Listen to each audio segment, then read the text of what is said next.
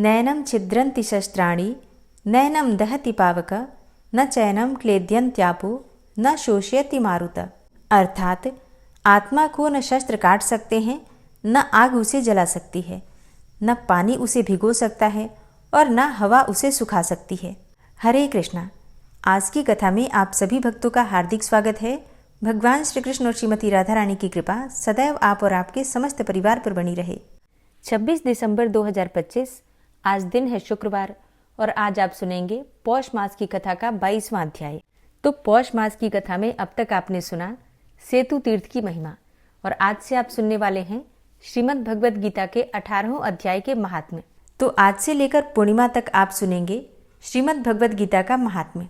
अब तक की सभी कथाएं सुनने के लिए, वीडियो को लाइक करने के लिए और प्रतिदिन कमेंट्स करने के लिए आप सभी का दिल से बहुत बहुत आभार। और जिन भक्तों ने इससे पहले के अध्याय नहीं सुने हैं, आज की कथा सुनने के बाद आप पिछले अध्याय जरूर सुन सकते हैं। और अब भगवान श्री कृष्ण का ध्यान करके आज की पावन कथा का प्रारंभ करते हैं। श्रीमद् भगवद गीता के पहले अध्याय का महात्म्य। श्री पार्वती जी ने कहा, हे भगवान, आप सब तत्वों के ज्ञाता हैं। आपकी कृपा से मुझे श्री विष्णु संबंधी नाना प्रकार के धर्म सुनने को मिले जो समस्त लोगों का उद्धार करने वाले हैं। हे देवेश, अब मैं गीता का महात्म्य सुनना चाहती हूँ, जिसका श्रवण करने से श्री हरि में भक्ति बढ़ती है। तब श्री महादेव जी कहते हैं कि जिनका श्री विग्रह अलसी के फूल की भांति श्याम वर्ण का है, पक्षीराज गरुण ही जिनके वाहन हैं, जो अपनी महिमा से कभी च्युत नहीं होते तथा शेष नाग की शैया पर शयन करते हैं, उन भगवान महाविष्णु की हम उपासना करते हैं। एक समय की बात है, मूर दैत्य के नाशक भगवान विष्णु शेष नाग के रमणीय आसन पर सुखपूर्वक विराजमान थे। तब उस समय समस्त लोगों को आनंद देने वाली भगवती लक्ष्मी ने आदरपूर्वक प्रश्न किया। श्री लक्ष्मी जी ने पूछा, हे भगवान, आप संपूर्ण जगत का पालन करते हुए भी अपने ऐश्वर्य के प्रति उदासीन से होकर जो इस क्षीर सागर में नींद ले रहे हैं, इसका क्या कारण है? तब श्री भगवान बोले, हे सुमुखी, मैं नींद नहीं लेता हूँ, अपितु तत्व का अनुसरण करने वाली अंतर्दृष्टि के द्वारा अपने ही माहेश्वर तेज का साक्षात्कार कर रहा हूँ। हे देवी, यह वही तेज है जिसका योगी पुरुष कुशाग्र बुद्धि के द्वारा अपने अंतःकरण में दर्शन करते हैं तथा जिसे मीमांसक विद्वान वेदों का सार तत्व निश्चित करते हैं। वह माहेश्वर तेज एक अजर प्रकाश स्वरूप आत्मरूप रोग शोक से रहित अखंड आनंद का पुंज निष्पन्द अर्थात निरीह तथा द्वैत रहित है। इस जगत का जीवन उसी के अधीन है, मैं उसी का अनुभव करता हूँ। हे देवेश्वरी, यही कारण है कि मैं तुम्हें नींद लेता सा प्रतीत हो रहा हूँ। श्री लक्ष्मी जी ने कहा, हे ऋषिकेश, आप ही योगी पुरुषों के ध्येय हैं, तो आपके अतिरिक्त भी कोई ध्यान करने योग्य तत्व है, ये जानकर मुझे बड़ा कौतूहल हो रहा है। इस चराचर जगत की सृष्टि और संहार करने वाले स्वयं आप ही हैं। आप सर्वसमर्थ हैं। इस प्रकार की स्थिति में होकर भी यदि आप उस परम तत्व से भिन्न हैं, तो मुझे उसका बोध कराइए। श्री भगवान बोले, हे प्रिय, आत्मा का स्वरूप द्वैत और अद्वैत से पृथक, भाव और अभाव से मुक्त तथा आदि और अंत से रहित है। शुद्ध ज्ञान के प्रकाश से उपलब्ध होने वाला तथा परमानंद स्वरूप होने के कारण एकमात्र सुंदर है। वही मेरा ईश्वरीय रूप है। आत्मा का एकत्व ही सबके द्वारा जानने योग्य है। गीता शास्त्र में इसी का प्रतिपादन हुआ है। अमित तेजस्वी भगवान विष्णु के ये वचन सुनकर लक्ष्मी देवी ने शंका उपस्थित करते हुए कहा कि हे भगवान, यदि आपका स्वरूप स्वयं परमानंदमय और मन वाणी की पहुंच के बाहर है, तो गीता कैसे उसका बोध कराती है? मेरे इस संदेह का आप निवारण कीजिए। तब श्री भगवान बोले, हे सुंदरी, सुनो, मैं गीता में अपनी स्थिति का वर्णन करता हूँ। क्रमशः 5 अध्यायों को तुम 5 मुख जानो, 10 अध्यायों को 10 भुजाएं समझो तथा 1 अध्याय को उदर और 2 अध्यायों को दोनों चरण कमल जानो। इस प्रकार यह 18 अध्यायों की वाङ्मयी ईश्वरीय मूर्ति ही समझनी चाहिए। यह ज्ञान मात्र से ही महान पातकों का नाश करने वाली है। जो उत्तम बुद्धि वाला पुरुष गीता के 1 या आधे अध्याय का अथवा 1 आधे या फिर चौथाई श्लोक का भी प्रतिदिन अभ्यास करता है, वह सुशर्मा के समान मुक्त हो जाता है। तब श्री लक्ष्मी देवी ने पूछा, हे देव, सुशर्मा कौन था? किस जाति का था और किस कारण से उसकी मुक्ति हुई। तब श्री भगवान कहते हैं, हे प्रिय, सुशर्मा बड़ी खोटी बुद्धि का मनुष्य था। पापियों का तो वह शिरोमणि ही था। उसका जन्म वैदिक ज्ञान से शून्य एवं क्रूरतापूर्ण कर्म करने वाले ब्राह्मणों के कुल में हुआ था। वह न ध्यान करता था, न जप करता था, न होम करता था और न अतिथियों का सत्कार करता था। वह लंपट होने के कारण सदा विषयों के सेवन में ही आसक्त रहता था। हल जोतता और पत्ते बेचकर जीविका चलाता था। उसे मदिरा पीने का व्यसन था तथा वह मांस भी खाया करता था। इस प्रकार उसने अपने जीवन का दीर्घकाल व्यतीत कर दिया। एक दिन मूढ़ बुद्धि सुशर्मा पत्ते लाने के लिए किसी ऋषि की वाटिका में घूम रहा था, तो इसी बीच में काल रूपधारी काले सांप ने उसे रस लिया। अब सुशर्मा की मृत्यु हो गई। तदनंतर वह अनेक नरकों में जाकर वहां की यातनाएं भोगकर मर्त्यलोक में लौट आया और फिर बोझ ढोने वाला बैल हुआ। उस समय किसी पंगु ने अपने जीवन को आराम से व्यतीत करने के लिए उसे खरीद लिया। अब बैल ने अपनी पीठ पर पंगु का भार ढोते हुए बड़े कष्ट से 7-8 वर्ष व्यतीत किए। अब एक दिन पंगु ने किसी ऊंचे स्थान पर बहुत देर तक बड़ी तेजी के साथ उस बैल को घुमाया। इससे वो थककर बड़े वेग से पृथ्वी पर गिरा और मूर्छित हो गया। अब उस समय वहां कौतूहलवश आकृष्ट होकर बहुत से लोग एकत्रित हो गए। उस जन समुदाय में से किसी पुण्यात्मा व्यक्ति ने उस बैल का कल्याण करने के लिए उसे अपना पुण्यदान किया। तत्पश्चात कुछ दूसरे लोगों ने भी अपने अपने पुण्यों को याद करके उन्हें उसके लिए दान किया। अब उस भीड़ में एक वेश्या भी खड़ी थी। उसे अपने पुण्य का पता नहीं था, तो भी उसने लोगों की देखा देखी उस बैल के लिए कुछ त्याग किया। तदनंतर यमराज के दूत उस मरे हुए प्राणी को पहले यमपुरी में ले गए। फिर वहां पर यह विचार कर कि यह वेश्या के दिए हुए पुण्य से पुण्यवान हो गया है, उसे छोड़ दिया गया। फिर वह भूलोक में आकर उत्तम कुल और शील वाले ब्राह्मणों के घर में उत्पन्न हुआ और उस समय भी उसे अपने पूर्व जन्म की बातों का स्मरण बना रहा। बहुत दिनों के बाद अपने अज्ञान को दूर करने वाले कल्याण तत्व का जिज्ञासु होकर वह उस वेश्या के पास गया और उसके दान की बात बतलाते हुए उससे पूछा कि तुमने कौन सा पुण्य दान किया था। वेश्या ने उत्तर दिया, वह पिंजरे में बैठा हुआ तोता प्रतिदिन कुछ पढ़ता है, उससे मेरा अंतःकरण पवित्र हो गया है, उसी का पुण्य मैंने तुम्हारे लिए दान किया था। इसके बाद उन दोनों ने उस तोते से पूछा। तब उस तोते ने अपने पूर्व जन्म का स्मरण करके प्राचीन इतिहास कहना प्रारंभ किया। शुक अर्थात तोता बोला कि पूर्व जन्म में मैं विद्वान होकर भी विद्वता के अभिमान से मोहित रहता था। मेरा राग द्वेष इतना बढ़ गया था कि मैं गुणवान विद्वानों के प्रति भी ईर्ष्या भाव रखने लगा। फिर समयानुसार मेरी मृत्यु हो गई और मैं अनेकों घृणित लोकों में भटकता फिरा। इसके बाद इस लोक में आया। सद्गुरु की अत्यंत निंदा करने के कारण तोते के कुल में मेरा जन्म हुआ और पापी होने के कारण छोटी अवस्था में ही मेरे माता पिता से मेरा वियोग हो गया। फिर एक दिन मैं ग्रीष्म ऋतु में तपे हुए मार्ग पर पड़ा था। वहाँ से कुछ श्रेष्ठ मुनि मुझे उठा लाए और महात्माओं के आश्रय में आश्रम के भीतर एक पिंजरे में उन्होंने मुझे डाल दिया। वहीं मुझे पढ़ाया गया। ऋषियों के बालक बड़े आदर के साथ गीता के प्रथम अध्याय की आवृत्ति करते थे और फिर उन्हीं से सुनकर मैं भी बारंबार पाठ करने लगा। इसी बीच में एक चोरी करने वाले बहेलिये ने मुझे वहां से चुरा लिया। तत्पश्चात इस देवी ने मुझे खरीद लिया। यही मेरा वृतांत है जिसे मैंने आप लोगों से बता दिया। पूर्व काल में मैंने इस प्रथम अध्याय का अभ्यास किया था, जिससे मैंने अपने पाप को दूर किया है। फिर उसी से इस वैश्या का भी अंतःकरण शुद्ध हुआ है और उसी के पुण्य से ये द्विज श्रेष्ठ सुशर्मा भी पाप मुक्त हुए हैं। इस प्रकार परस्पर वार्तालाप और गीता के प्रथम अध्याय के महात्म्य की प्रशंसा करके वे तीनों निरंतर अपने अपने घर पर गीता का अभ्यास करने लगे। फिर ज्ञान प्राप्त करके वे मुक्त हो गए। इसलिए जो गीता के प्रथम अध्याय को पढ़ता, सुनता तथा अभ्यास करता है, उसे इस भवसागर को पार करने में कोई कठिनाई नहीं होती। और अब आप सुनेंगे श्रीमद् भगवद गीता के दूसरे अध्याय का महात्म्य। श्री भगवान कहते हैं, हे लक्ष्मी, प्रथम अध्याय के महात्म्य का उत्तम उपाख्यान मैंने तुम्हें सुना दिया है। अब अन्य अध्यायों के महात्म्य श्रवण करो। दक्षिण दिशा में वेदवेत्ता ब्राह्मणों के पुरंदरपुर नामक नगर में श्रीमान देवशर्मा नामक एक विद्वान ब्राह्मण रहते थे। वे अतिथियों के पूजक थे, स्वाध्यायशील थे, वेद शास्त्रों के विशेषज्ञ थे, यज्ञों का अनुष्ठान करने वाले और तपस्वियों के सदा ही प्रिय थे। उन्होंने उत्तम द्रव्यों के द्वारा अग्नि में हवन करके दीर्घकाल तक देवताओं को तृप्त किया, किंतु उन धर्मात्मा ब्राह्मण को कभी सदा रहने वाली शांति नहीं मिली।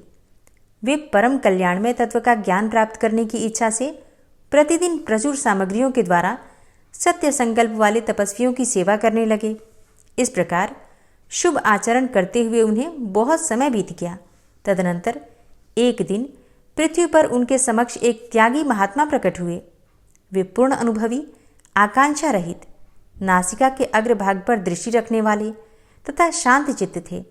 निरंतर परमात्मा के चिंतन में संलग्न होकर वे सदा आनंद विभोर रहा करते थे। देव शर्मा ने उन नित्य संतुष्ट तपस्वी को शुद्ध भाव से प्रणाम किया और पूछा, महात्मन, मुझे शांतिमयी स्थिति कैसे प्राप्त होगी? तब उन आत्मज्ञानी संत ने देव शर्मा को सौपुर ग्राम के निवासी मित्रवान का, जो कि बकरियों का चरवाहा था, परिचय दिया और कहा, वही तुम्हें उपदेश देगा। अब ये सुनकर देव शर्मा ने महात्मा के चरणों की वंदना की और समृद्धिशाली सौपुर ग्राम में पहुंचकर उसके उत्तर भाग में एक विशाल वन देखा। उसी वन में नदी के किनारे एक शिला पर मित्रवान बैठा था। उसके नेत्र आनंदातिरेक से निश्चल हो रहे थे। वह अपलक दृष्टि से देख रहा था। वह स्थान आपस का स्वाभाविक वैर छोड़कर एकत्रित हुए परस्पर विरोधी जंतुओं से घिरा था। वहां उद्यान में मंद मंद वायु चल रही थी। मृगों के झुंड शांत भाव से बैठे थे और मित्रवान दया से भरी हुई आनंदमयी मनोहारिणी दृष्टि से पृथ्वी पर मानो अमृत छिड़क रहा था। इस रूप में उसे देखकर देव शर्मा का मन प्रसन्न हो गया। वे उत्सुक होकर बड़ी विनय के साथ मित्रवान के पास गए। मित्रवान ने भी अपने मस्तक को किंचित नवाकर देव शर्मा का सत्कार किया। तदनंतर विद्वान देव शर्मा अनन्य चित्त से मित्रवान के समीप गए और जब उसके ध्यान का समय समाप्त हो गया, उस समय उन्होंने अपने मन की बात पूछी कि हे महाभाग, मैं आत्मा का ज्ञान प्राप्त करना चाहता हूँ। मेरे इस मनोरथ की पूर्ति के लिए मुझे किसी ऐसे उपाय का उपदेश कीजिए जिसके द्वारा की सिद्धि प्राप्त हो चुकी हो। तब देव शर्मा की बात सुनकर मित्रवान ने एक क्षण तक कुछ विचार किया। फिर उसके बाद इस प्रकार कहा, हे विद्वन, एक समय की बात है, मैं वन के भीतर बकरियों की रक्षा कर रहा था। इतने में ही एक भयंकर व्याघ्र पर मेरी दृष्टि पड़ी, जो मानो सबको ग्रस लेना चाहता था।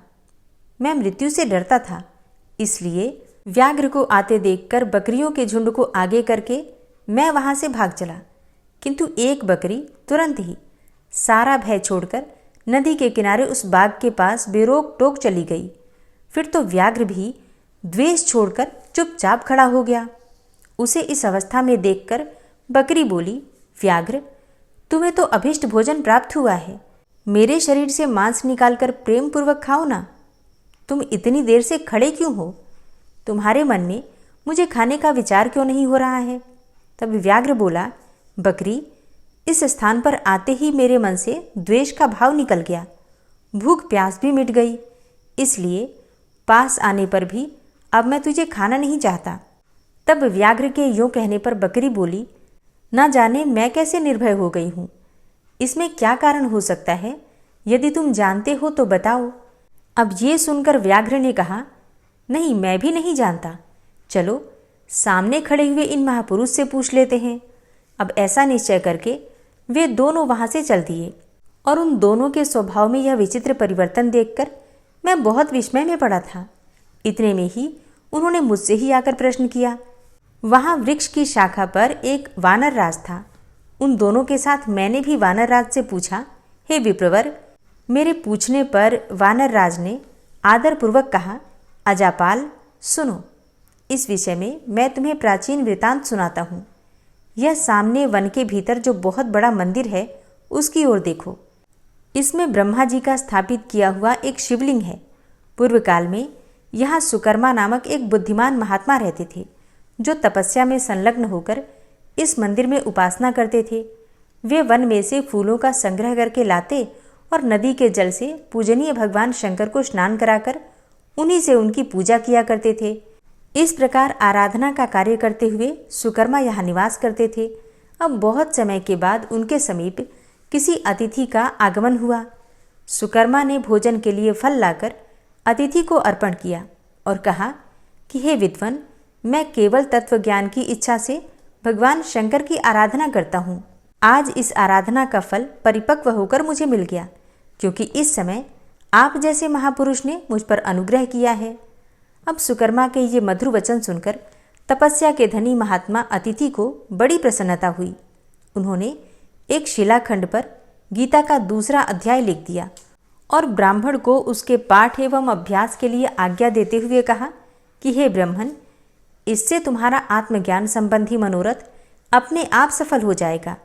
यूँ कहकर वे बुद्धिमान तपस्वी सुकर्मा के सामने ही उनके देखते देखते अंतर्ध्यान हो गए। अब सुकर्मा विस्मित होकर उनके आदेश के अनुसार निरंतर गीता के द्वितीय अध्याय का अभ्यास करने लगे। तदनंतर दीर्घकाल के पश्चात अंतःकरण शुद्ध होकर उन्हें आत्मज्ञान की प्राप्ति हुई। फिर वे जहाँ जहाँ गए वहाँ का तपोवन शांत हो गया।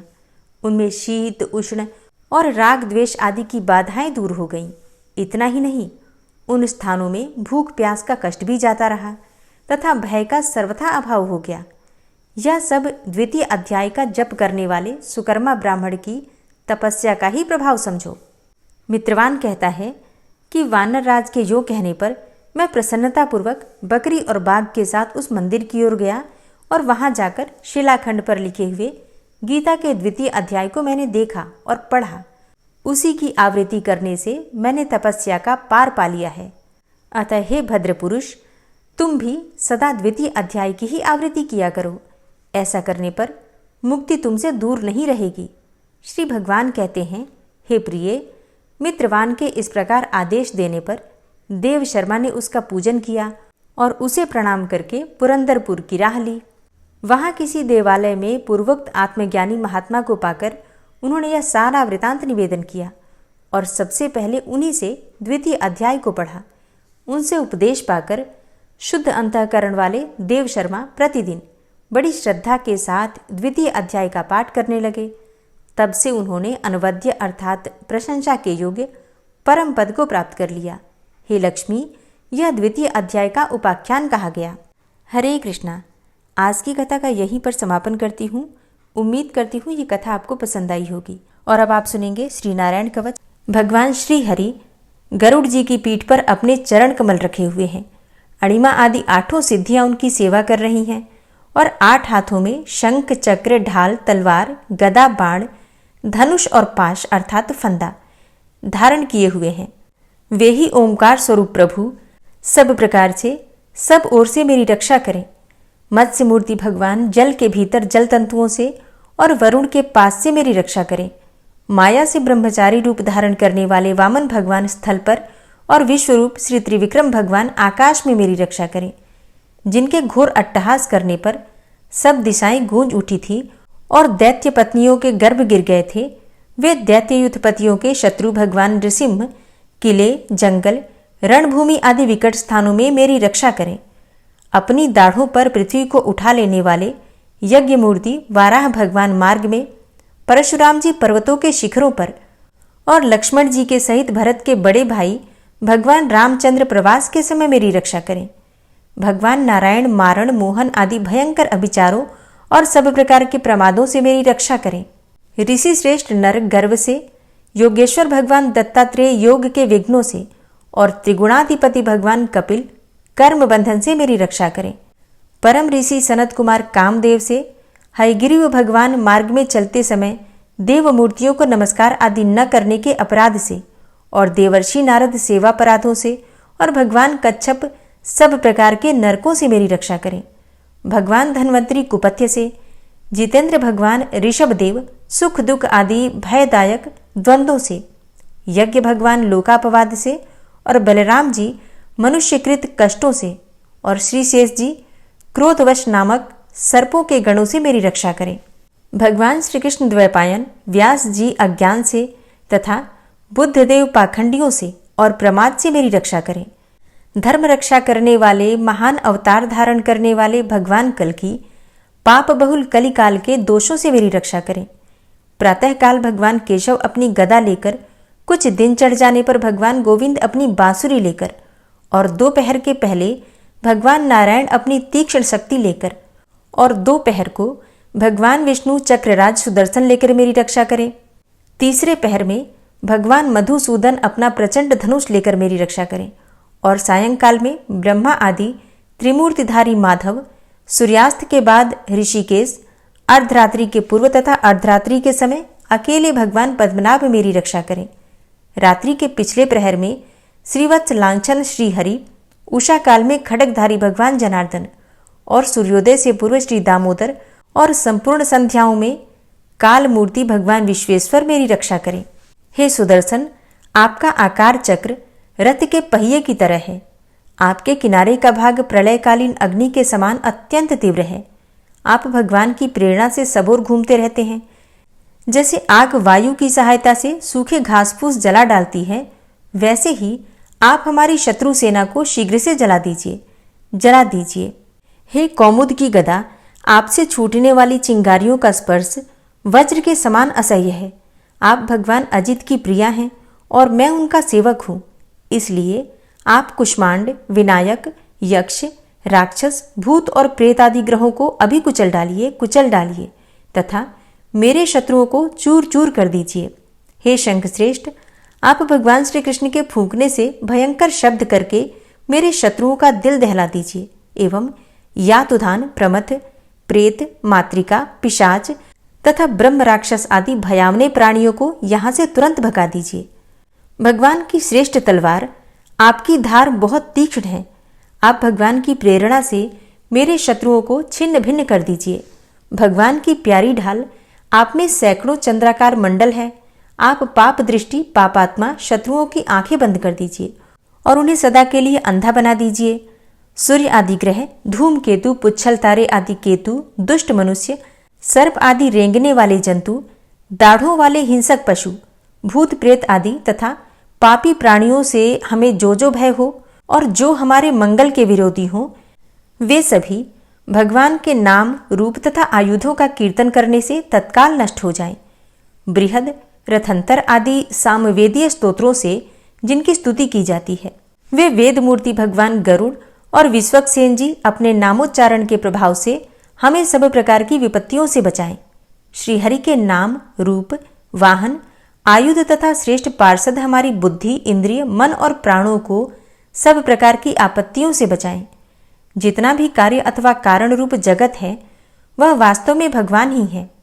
इस सत्य के प्रभाव से हमारे सारे उपद्रव नष्ट हो जाएं। जो लोग ब्रह्म और आत्मा की एकता का अनुभव कर चुके हैं, उनकी दृष्टि में भगवान का स्वरूप समस्त विकल्पों से रहित है, भेदों से रहित है। फिर भी वे अपनी माया शक्ति के द्वारा भूषण, आयुध और रूप नामक शक्तियों को धारण करते हैं। यह बात निश्चित रूप से सत्य है। इस कारण सर्वज्ञ, सर्वव्यापक भगवान श्रीहरि सदा सर्वत्र सब स्वरूपों से हमारी रक्षा करें।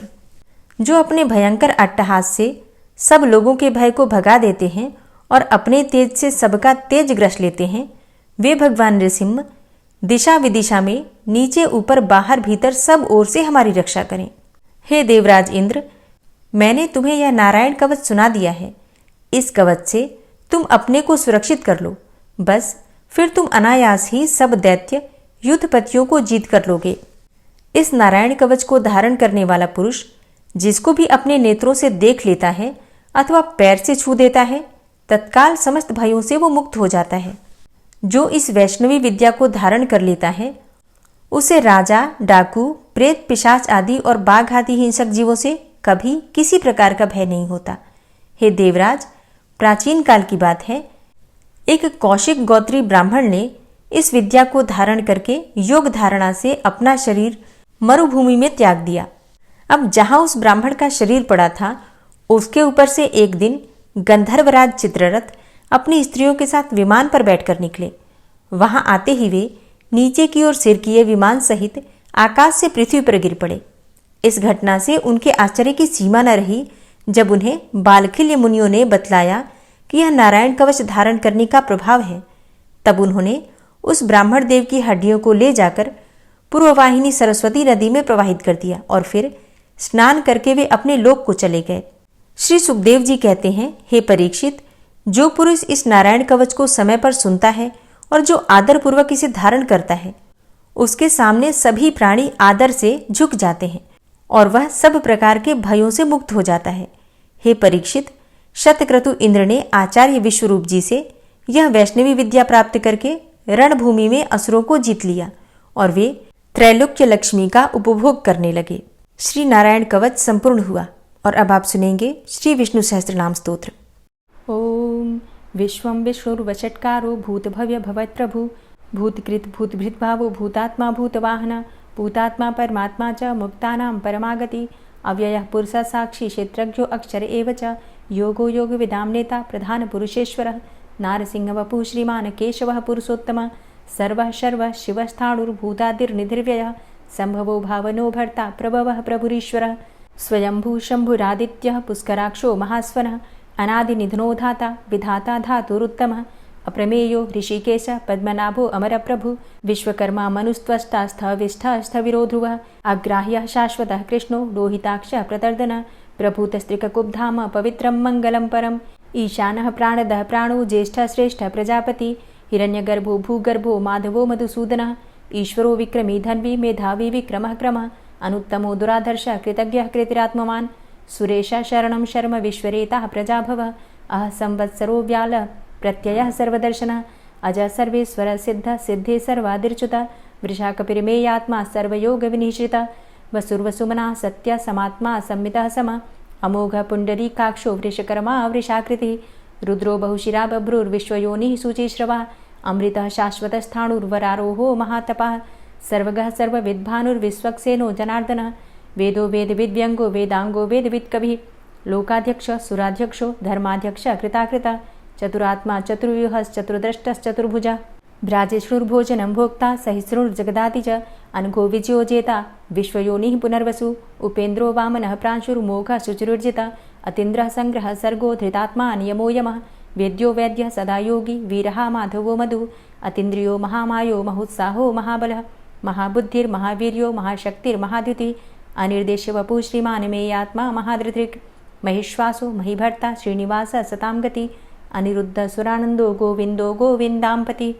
मरीचिर्दमनो हंस सुपर्णो भुजगोत्तम हिरण्यनाभ सुतपा पद्मनाभ प्रजापति अमृत्यु सर्वदिक्सिंह संधाता संधिमान स्थिर अजो दूर्मर्षण शास्ता विश्रुतात्मा सुरारिहा गुरुर्गुर्तमो धाम सत्य सत्य पराक्रम निमिषो अनिमिषो श्रग्वी वाचस्पति रुदारधि अग्रणिर्ग्रामणी श्रीमान् न्यायो नेता समीरण सहस्रमूर्धा विश्वात्मा सहस्राक्ष सहस्रपात आवर्तनो निवृत्तात्मा संवृतः संप्रमर्दन अह संवर्तको वह निर्निलोधरणीधरः सुप्रसादः प्रसन्नात्मा विश्वदृग् विशुभुग् विभु सत्कर्ता सत्कृतः साधु जहनुर्नारायणो नरः असंख्येयो अप्रमेयात्मा विशिष्टशिष्टकृच्छुवि सिद्धार्थ सिद्धसंकल्प सिद्धिदः सिद्धिसाधनः वृषाहि वृषभो विष्णुर्विष्पर्वा वृषोदरः वर्धनो वर्धमानश्च विविक्तः श्रुतिसागरः सुभुजो दूर्धरो वाग्मी महेन्द्रो वसुदो वसु नैकरूपो बृहद्रूप शिपिविष्टः प्रकाशनः ओजस्तेजो द्युतिधरः प्रकाशात्मा प्रतापनः रिद्धस्पष्टाक्षरो मन्त्रश्चन्द्रांशुर्भास्करदुतिः अमृतांशुद्भवो भानु शशबिन्दुः सुरेश्वरः औषधं जगतः सेतु सत्यधर्मपराक्रमः भूतभव्य भवन्नाथ पवनः पावनो नलः कामः कामकृत्कान्तः कामः कामप्रदः प्रभुः युगादिकृद्युगावर्तो नैकमायो महाशनः अदृश्योऽव्यक्तरूपश्च सहस्रजितनन्तजित् इष्टो अविशिष्ट शिष्टेष्ट शिखण्डी नहुसो वृष क्रोधः क्रोधकृत्कर्ता विश्वबाहुर्महीधरः अच्युतः प्रतितः प्राणः प्राणदो वासवानुजः अपां निधिर्धिष्ठानं प्रमत्तः प्रतिष्ठितः स्कन्दः स्कन्दधरो धूर्यो वरदो वायुवाहनः वासुदेवो बृहद्भानुरादिदेवः पुरन्दरः अशोकस्तारणस्तारः शूरः सौरिर्जनेश्वरः अनुकूलः शतावर्त पद्मी पद्मनिभेक्षणः पद्मनाभो अरविन्दाक्ष पद्मगर्भ शरीरभृत् महर्धिरिद्धो वृद्धात्मा महाक्षो गरुडाध्वजः अतुलः शरभो भीमो समयज्ञो हविर्हरि सर्वलक्षणलक्षण्यो लक्ष्मीवान् समितिञ्जय वीक्षरो रोहितो मार्गो हेतुर्दामोदरः सह महीधरो महाभागो वेगवान् मिताशनः उद्भवः शोभणो देव श्रीगर्भ परमेश्वर करणं कारणं कर्ता विकर्ता गहनो गुह व्यवसायो व्यवस्थान संस्थान स्थानदो ध्रुव परर्थी परमस्पस्तुष्ट पुष्ट सुभेक्षणः रामो विरामो विरजो मार्गो नेयो नयोनयः वीर शक्तिमतां श्रेष्ठो धर्मो धर्मविदुत्तमः वैकुण्ठः पुरुषः प्राणः प्राणदः प्रणवः पृथु हिरण्यगर्भः शत्रुघ्नो व्याप्तो वायुरुधोक्षजः ऋतुः सुदर्शनः कालः परमेष्ठी परिग्रहः उग्रः संवत्सरो दक्षो विश्रामो विश्वदक्षिणः विस्तारस्थावरस्थाणु प्रमाणं बीजमव्ययम् अर्थो अनर्थो महाकोशो महाभोगो महाधनः अनिर्विण्णः स्थविष्टोभू धर्मयुपो महामख नक्षत्रनेमिर्नक्षत्री क्षमा क्षामः समीहन यज्ञ इज्जो महेज्यश्च क्रतुः सत्रं सतां गतिः सर्वदर्शी विमुक्तात्मा सर्वज्ञो ज्ञानमुत्तमं सुव्रतः सुमुखः सुष्मा सुघोषः सुखदः सुहृतः मनोहरो जित्क्रोधो वीरबाहुर्विदारणः स्वापनः स्ववसो व्यापी नैकात्मानैककर्मकृत् वत्सरो वत्सलो वत्सी रत्नगर्भो धनेश्वरः धर्मगुप्त धर्मकृद्धर्मी सदसक्षरमक्षरम् अविज्ञाता सहस्रांसुर्विधाता कृतलक्षणः गभस्तिनेमिः सत्त्वस्थः सिंहो भूतमहेश्वरः आदिदेवो महादेवो देवेशो देवभृद्गुरुः उत्तरो गोपतिर्गोप्ता ज्ञानगम्यः पुरातनः शरीरभूतभृद्भोक्ता कपीन्द्रो भूरि दक्षिणः सोमभो अमृतपः सोमः पुरुजित पुरुषोत्तमः विनियोजयः सत्यसन्धो दाशाः सात्वताम्पतिः जीवो विनयिता साक्षी मुकुन्दो अमितविक्रमः अम्भो निद्रणन्तात्मा महोदधीशयोऽन्तकः अजो महार्हः स्वाभाव्यो जितामित्रः प्रमोदनः आनन्दो नन्दनो नन्दः सत्यधर्मा त्रिविक्रमः महर्षि कपिलाचार्यः कृतज्ञो मेदिनीपतिः त्रिपदस्त्रिदशाध्यक्षो महाशृङ्गः कृतान्तकृत् महावराहो गोविन्दः सुखेणः कनकाङ्गदी गुह्यो गभीरो गहनो गुप्तश्चक्रगदाधरः वेधा स्वाङ्गो अजितः कृष्णो दृढः सङ्कर्षणोच्युतः वरुणो वारुणो वृक्षः पुष्कराक्षो महामनाः भगवान् भगानन्दी वनमाली हलायुधः आदित्यो ज्योतिरादित्यः सहिष्णुर्गतिसत्तमः सुधन्वाखण्ड परशुर्दारुणो द्रविडप्रदः दिविस्त्रिक्सर्वदृग्व्यासो वाचस्पतिर्योनिजः त्रिसामासामगः साम निर्वाणं भेषजं सन्न्यासकृच्छमः शान्तो निष्ठा शान्तिः परायणं शुभाङ्गः शान्तिदस्रष्टा कुमुदः कुवलेशय गोहितो गोपतिर्गोप्ता वृषभाक्षो वृषप्रियः अनिवर्ति निवृतात्मा संक्षेप्ता चेमकृच्छिव श्रीवत्सवक्षा श्रीवास श्रीपति श्रीमताम्बरः श्रीद श्रीश श्रीनिवास श्रीनिधि श्रीविभावन श्रीधर श्रीकर श्रेय श्रीमान् लोकत्रयाश्रयः स्वक्ष स्वङ्ग शतानन्दो नन्दिर्ज्योतिर्गणेश्वरः विजितात्मा विधेयात्मा सत्कीर्तिश्छिन्न संशयः उदीर्णः सर्वतक्षसुर्निश शाश्वतस्थिरः भूषयो भूषणो भूतिर्विशोकः शोकनाशनः अर्चिष्मानर्चितः कुम्भो विशुद्धात्मा विशोधनः अनिरुद्धो अप्रतिरथ प्रद्युम्नो अमितविक्रमः कालिनेमि निहावीरः शौरी शूरजनेश्वरः त्रिलोकात्मा त्रिलोकेशः केशवः केशिहारी कामदेवः कामपालः कामीकान्तः कृतागमः अनिर्देशवपुर्विष्णोर्वीरो अनन्तो धनञ्जयः ब्रह्मण्यो ब्रह्मकृद्ब्रह्मा ब्रह्म ब्रह्म विवर्धन ब्रह्मविद् ब्राह्मणे ब्रह्मी ब्रह्मज्ञो ब्राह्मणप्रियः महाक्रमो महाकर्मा महातेजा महोरगः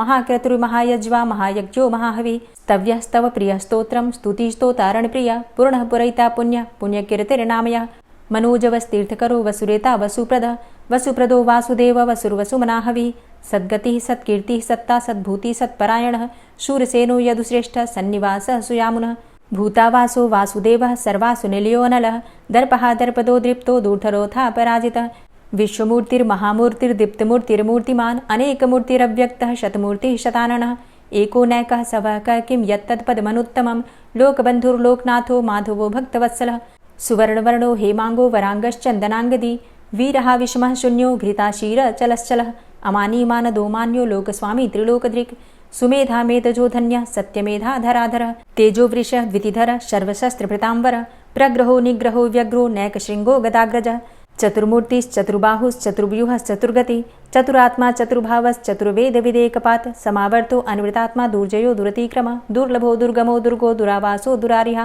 शुभाङ्गो लोकसारङ्गः सुतन्तुस्तन्तुवर्धन इन्द्रकर्मा महाकर्मा कृतकर्मा कृतागमः उद्भवः सुन्दरः सुन्दो रत्ननाभः सुलोचनः अर्को वाजसनः शृङ्गी जयन्तः सर्वविजयी सुवर्णबिन्दुरक्षोभ्य सर्वभागीश्वरेश्वरः महाह्रदो महागर्तो महाभूतो महानिधि कुमुदः कुन्दरः कुन्दः पर्जन्यः पावनो नीलः अमृताशो अमृतवपुः सर्वज्ञः सर्वतोमुखः सुलभः सुव्रतः सिद्धः शत्रुजित् शत्रुतापनः न्यग्रोधो दुम्बरो अस्वस्थश्चाणुरान्ध्रनिषूदनः सहस्रार्चिः सप्तजिह्वः सप्तैधा सप्तवाहनः अमूर्तिरणघो अचिन्त्यो भयकृद्भयनाशनः अणुर्बृहत्कृशः स्थूलो गुणभृन्निर्गुणो महान् अधृतः स्वधृतः स्वास्य प्राग्वंशो वंशवर्धनः भारभृतिकथितो योगी योगी स सर्वकामदः आश्रमश्रमणः क्षामः सुपर्णो वायुवाहनः धनुर्धरोर्धनुर्वेदो दण्डोदमयितादमः अपराजितः सर्वसहो नियन्ता नियमो यमः सत्त्ववान् सात्विकः सत्यः सत्यधर्मपरायणः अभिप्रायः प्रियार्होरः प्रियकृत् प्रीतिवर्धनः विहाय सगतिर्ज्योति सुरुचिर्हुद्भुग्विभु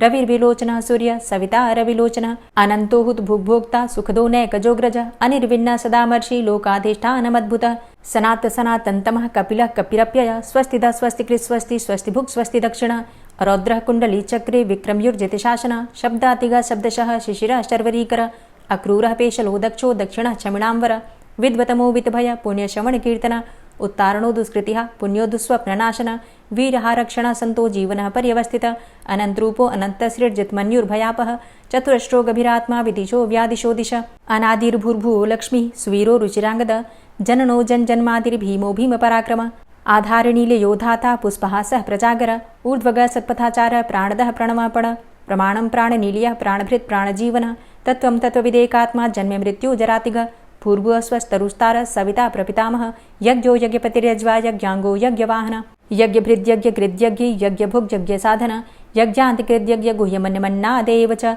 आत्मयोनिः स्वयं जातो वैखानः सामगायन देवकीनन्दन स्रष्टा क्षितिसः पापनाशन शङ्खभृन्नन्दकी चक्री शारङ्गधन्वा गदाधरः रथांगपाणिरक्षोभ्य सर्वप्रहरणायुध ओम नमः। और अब आप सुनेंगे श्री तुलसी चालीसा। श्री तुलसी महारानी करु विनय सिरनाय, जो मम हो संकट विकट दीजे मात नशाय। नमो नमो तुलसी महारानी, महिमा अमित न जाए बखानी। दियो विष्णु तुमको सन्माना, जग में छायो सुयस महाना। विष्णु प्रिया जय जयति भवानी, तिहु लोक की हो सुख खानी। भगवत पूजा करे जो कोई, बिना तुम्हारे सफल न होई। जिन घर तव नहीं होय निवासा, उस घर कर ही विष्णु नहीं बासा। करे सदा जो तव नित सुमिरन, तेहि के काज होय सब पूरन। कार्तिक मास महात्म तुम्हारा, ताको जानत सब संसारा। तव पूजन जो करे कुंवारी, पावे सुंदर वर सुकुमारी। करे जो पूजा नित प्रति नारी, सुख संपत्ति से होय सुखारी। वृद्धा नारी करे जो पूजन, मिले भक्ति होवे पुलकित मन। श्रद्धा से पूजे जो कोई, भवनिधि से तर जावे सोई। कथा भागवत यज्ञ करावे, तुम बिन नहीं सफलता पावे।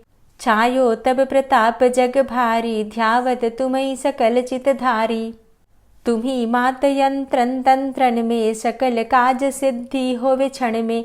औषधि रूप आप हो माता, सब जग में तव यश विख्याता। देव ऋषि मुनि और तपधारी, करत सदा तव जय जयकारी। वेद पुराणन तव यश गाया, महिमा अगम पार नहीं पाया। नमो नमो जय जय सुख कारणी, नमो नमो जय दुख निवारणी। नमो नमो सुख संपत्ति देनी, नमो नमो अघ काटन चेनी। नमो नमो भक्तन दुख हरणी, नमो नमो दुष्टन मद छेनी। नमो नमो भव पार उतारणी, नमो नमो परलोक सुधारणी। नमो नमो निज भक्त उबारणी, नमो नमो जन काज सवारणी। नमो नमो जय कुमति नशावनी, नमो नमो सब सुख उपजावनी। जयति जयति जय तुलसी माई, ध्याऊं तुमको शीश नवाई। निज जन जानी मोहि अपनाओ, बिगड़े कारज आप बनाओ। करूं विनय मैं मात तुम्हारी, पूर्ण आशा करहु हमारी। शरण चरण कर जोरी मनाऊं, निश दिन तेरे ही गुण गाऊं। करहु मात अब मोह पर दाया, निर्मल होए सकल मम काया। मांगू मातु यही बर दीजे, सकल मनोरथ पूर्ण कीजे। जानू नहीं कछु नेम आचारा, क्षमहु मातु अपराध हमारा। 12 मास करे जो पूजा, तासम जग में और नहीं दूजा। प्रथम ही गंगा जल मंगवावे, फिर सुंदर स्नान करावे। चंदन अक्षत पुष्प चढ़ावे, धूप दीप नैवेद्य लगावे। करे आचमन गंगा जल से, ध्यान करे हृदय निर्मल से।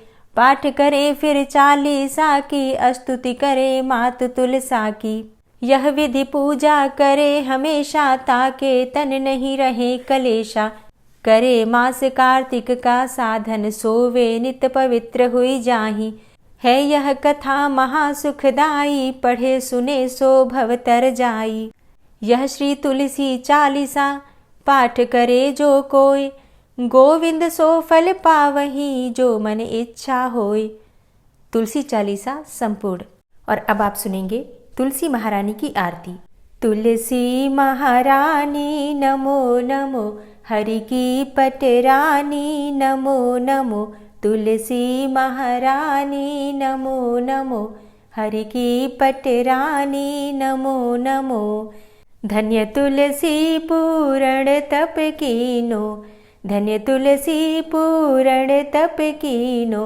शालिग्राम की बनी पटरानी नमो नमो। तुलसी महारानी नमो नमो, हरि की पटरानी नमो नमो। जाके पत्र मंजरी कोमल, जाके पत्र मंजरी कोमल। श्रीपति कमल चरण लपटानी नमो नमो, हरि की पटरानी नमो नमो। तुलसी महारानी नमो नमो। धूप दीप नैवेद्य आरती, धूप दीप नैवेद्य आरती। पुष्पन की वर्षा बरसानी नमो नमो, हरि की पटरानी नमो नमो। तुलसा महारानी नमो नमो। 56 भोग 36 व्यंजन, 56 भोग 36 व्यंजन। बिन तुलसा हरि एक न मानी नमो नमो। तुलसी महारानी नमो नमो, हरि की पटरानी नमो नमो। सभी सखी मैया तेरो यश गावे, सभी सखी मैया तेरो यश गावे। भक्ति दान दीजे महारानी नमो नमो। तुलसा महारानी नमो नमो, हरि की पटरानी नमो नमो। नमो नमो तुलसा महारानी, नमो नमो तुलसी महारानी। तुलसी महारानी नमो नमो, हरि की पटरानी नमो नमो। तुलसी महारानी नमो नमो, हरि की पटरानी नमो नमो। प्रेम से बोलिए तुलसी मैया की जय। पौष पुत्रदा एकादशी, सकट चौथ और गुप्त नवरात्रि के विषय में जानना चाहते हैं तो चैनल पर वीडियो अपलोड हो चुकी है, ज़रूर देख लीजिए। आज की वीडियो आपको कैसी लगी कमेंट बॉक्स में ज़रूर बताइए। वीडियो अच्छी लगी हो तो लाइक कीजिए, संभव हो तो वीडियो को शेयर भी कीजिए।